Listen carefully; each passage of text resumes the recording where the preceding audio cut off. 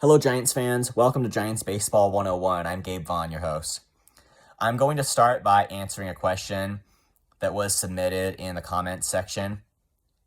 I always really like it when we're able to keep discussions going with when such interest is shown, and so I'm going to deal with that right now. It revolves around basically the statement that I made about the Giants signing of Jung Hoo Lee. I said essentially that I do truly believe that the Giants have obtained something of a consolation prize after missing out on Shohei Ohtani. And the question is it better than the consolation prize for losing Judge and Correa last year? I'm sure that for most of you, this is review, but the Giants offered Ohtani the same contract as the Dodgers. That's pretty much gotten to be common knowledge by now. 10 years and $700 million. And I've mentioned before that I'm really not taking it upon myself to come out and make a dogmatic statement that essentially the Giants should have offered Ohtani more and that not doing so was just as bad as all of their failures in the past. That may be what some of you want to hear me say, but I don't feel like I'm in a good position to do it, given that this contract is already on the better half of the $1 billion mark. And I don't really have a way of saying where the bidding honestly would have stopped. So it is probably time to let that go. Even though I'm not coming out and making a bold statement that the Giants should have offered Ohtani more, I of course I have private feelings about that, and it should not be hard, I don't think, for you all to guess what those are.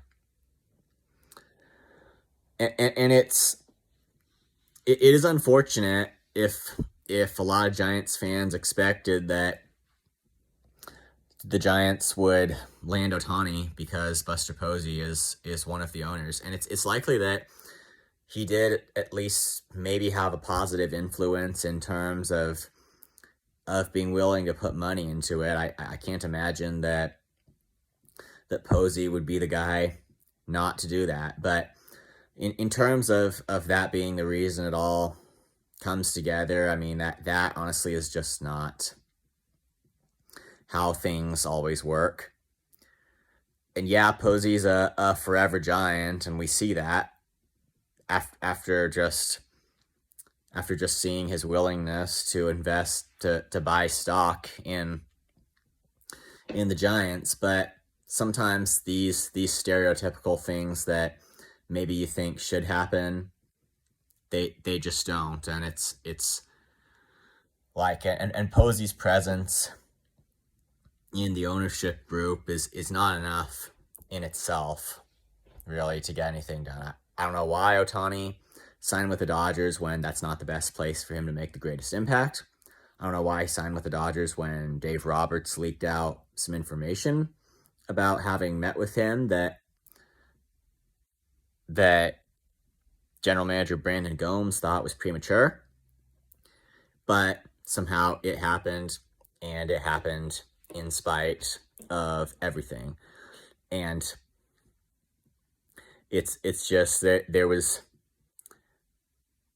nothing that about the Giants having a new manager or having Buster Posey as one of the owners that was going to stop that. And you know, the interesting thing is, I don't want to get too off topic here, but the interesting thing while we're talking about Posey is that the catcher to whom he might best be compared, Yadier Molina, was just hired by the Cardinals as a special assistant to baseball operations. And yep, Molina made $174 million in his career, would never need to work another day in his life, and yet he still evidently has to be filling this high-profile front office role with the Cardinals. But come on, it's the front office. Where's Yachty's obligation to learn Python, R, and SQL and all that technology stuff? I doubt that any, except for maybe a few deep thinkers, are going to understand this, but that's okay. Anyway, let's quit fooling around and get back to business.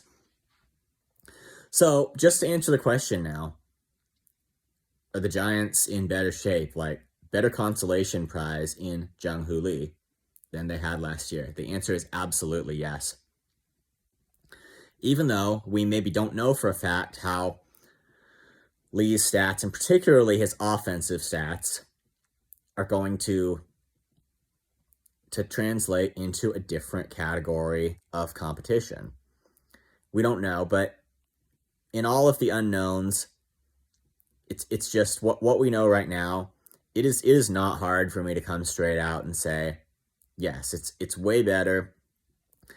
The Giants are far more into making up for their failures than they were last year after the puny signings that they ultimately made last year. And you can talk about the outfield, Mitch Haniger and Michael Conforto, and what has been irritating me has been the fact that these guys have been talked about almost like they need to be locks to be starters. And it seems to have been part of the reason the Giants maybe are not so adamant right now about pursuing Cody Bellinger. And I'm not saying necessarily that they should go for another outfielder right now because, and this is the point I'm going to be making later, that pitching is something that they absolutely need, and that should probably factor into how they allocate their resources. There's more on that to come. But it's so I'm not saying that they get distracted from that right now. But at the same time,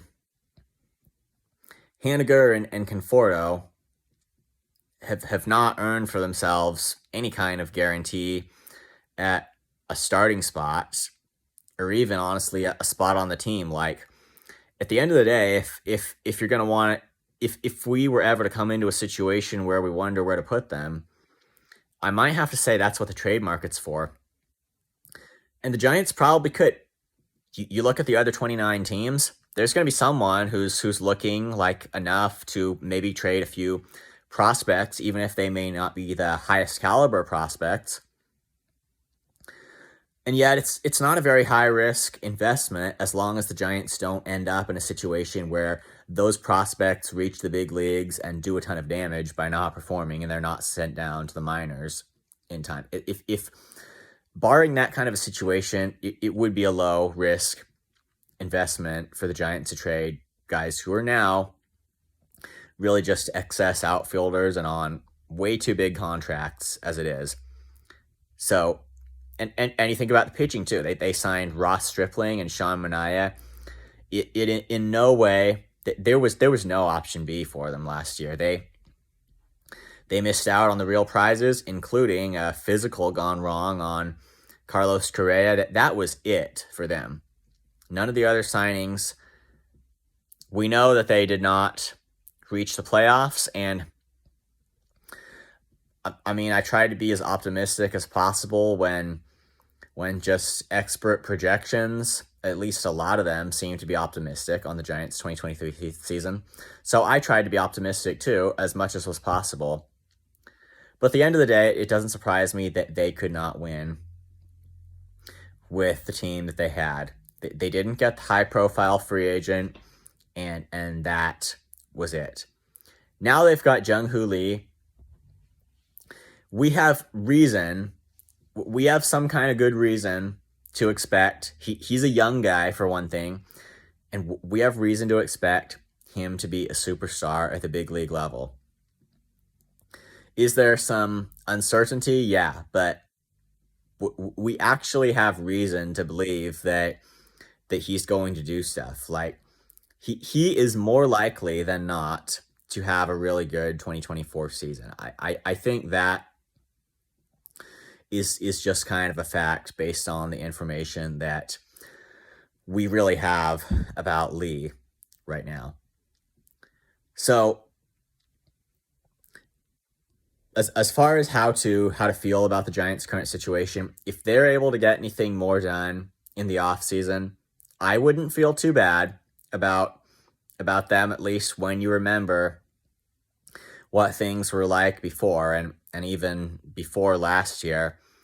when you remember just years like 2020, which was the COVID year and had expanded playoffs. And there is, just to refresh everybody's memory, there is absolutely no excuse. I mean, absolutely, positively none. No excuse for missing the playoffs that year.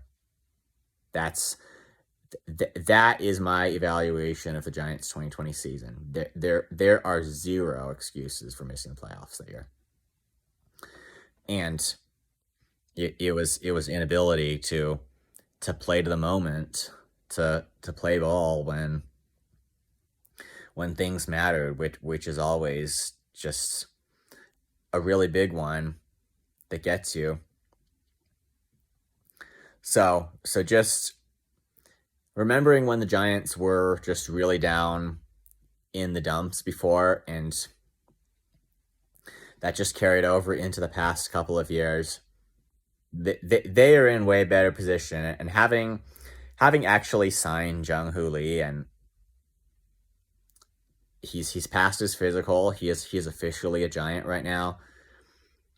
That is so much more than what we've seen them do in the past, that it's something to feel as good as you can about. Feel as good as you can, given the circumstances in the National League West, which we won't go over again. Now, just very briefly, over the next couple of minutes or so, I wanted to discuss what the Giants need to do next. And I think it's, if you think about it correctly, it is just the fact that they need at least 2 other pitchers. And one of them, at least, is going to have to be a starter, because they have to improve that rotation. I certainly think the bullpen could use some help too. And I mean, other than what I've mentioned, I don't think that the specific role that the signing would pitch in is as important as just getting some guys to throw the big innings for the Giants. I think that is the key, and that they go after the best pitchers, whether that means for the rotation or for the bullpen. That you just have guys who you can actually count on to get outs when you need them. And they're going to need at least 2. That's what they need to be serious about. And as great as it was for them to sign Jung Hoo Lee, it is definitely not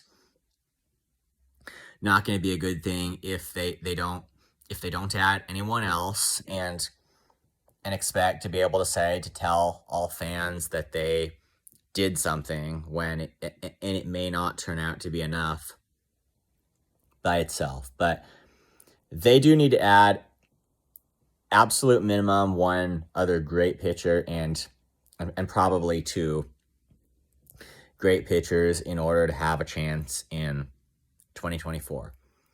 But what we need to hope is that what we've seen in their signing of Jung Hoo Lee, that this guy who very accurately, I believe the predictions are accurate. There's very good reason to think that he's going to be a great player in the big leagues. And that kind of aggressiveness, we need to hope that it was the start of something big, and that the Giants are finally getting their act together, and that they know what they're doing right now in terms of signing everybody else and not missing out. Thank you for watching. This has been Giants Baseball 101. Please subscribe if you haven't. Also, please leave your questions and comments. You know where to do it. And next episode, it will be on like next Tuesday, because I believe that Monday's Christmas, so we will not be doing it then. It will be sooner if I can manage that, if I get more questions or comments that need attention in a separate video. So those are the announcements. That's the update. I'll see you next time on Giants Baseball 101.